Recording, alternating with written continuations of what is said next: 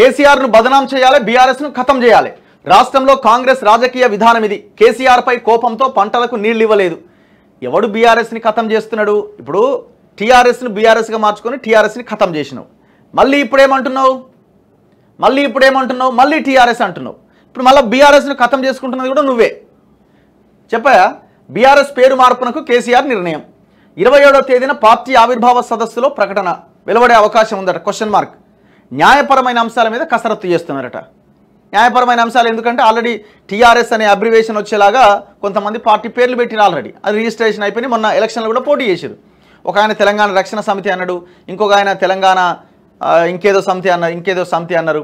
So ఇట్లా వాళ్ళు already ఆ పార్టీ పేరుతో పార్టీలు వచ్చేసినాయి. సో ఈ లీగల్ ఇష్యూస్ లేకుండా చూసుకొని మళ్ళీ పార్టీ పేరు మార్చాలని చూస్తూ ఉన్నారు. నువ్వు ఖతం చేసుకొని ఎవరో ఖతం చేసిరంటవేంది? జనం ఖతం చేసిరు. నిర్ణయాల వల్ల జనం నీ పార్టీని ఖతం చేసిరు. సీఎం గుంపు మేస్త్రి, ప్రధాని తాపి మేస్త్రి. మరి మీ అయ్యా ఏం మేస్త్రో? పనిచేయని మేస్త్రా, పండుకునే మేస్త్రా? తెలంగాణ గొంతు నొక్కడమే వారి లక్ష్యం అట. నేతన్నల సమస్యలపైన దీక్షలు. కేటీఆర్. రాష్ట్ర వ్యాప్తంగా బీఆర్ఎస్ రైతు దీక్షలట. నేతన్నల సమస్యలపైన దీక్షలు చేసే కనీసమైన నైతిక అర్హత నీకు లేదు. నేను ప్రతిరోజు చెప్తున్నా, 9.5 సంవత్సరాలు అయింది చేనేత సహకార సంఘాలకు ఎలక్షన్స్ లేక, అక్కడ పాలక మండలి లేక. ప్రతి చేనేత సొసైటీకి ఇప్పుడు లాక్ ఉన్నది. ఏదో రాష్ట్ర వ్యాప్తంగా 1-2 సొసైటీలు మాత్రమే నడుస్తున్నాయి.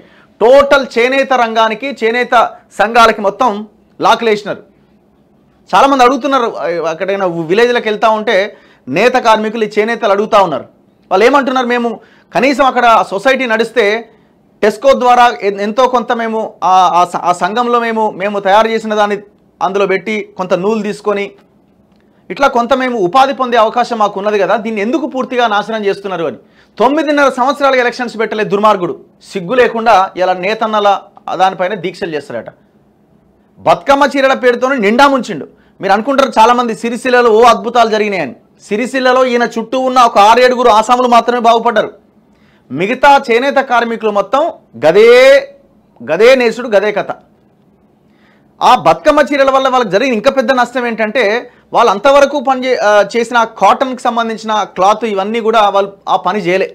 ఆ పని వాళ్ళు చేయకుండా ఈ బతుకమ్మ చీరల మీద పడడం వల్ల వాళ్ళు ఆ గతంలో ఏదైతే పని ఇచ్చేదో ఆ క్లాత్కి సంబంధించి ఆ పని వాళ్ళు ఇవ్వకుండా పోయినారు. అది ఆ పని అట్లా వెనక్కి వెళ్ళిపోయింది. కేవలం వాళ్ళకు పని ఒక 2 నెలలు 3 నెలలు తప్ప మొత్తం సంవత్సరం అంతా పని లేదు వాళ్ళకి.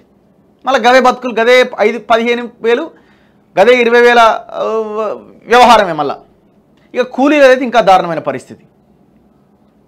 నువ్వు చేనేత రుణాలు మాఫీ చేస్తావా? చేనేత కార్మికులకు ఏమన్నా కొత్తగా ఏమన్నా లోన్లు ఇస్తావా?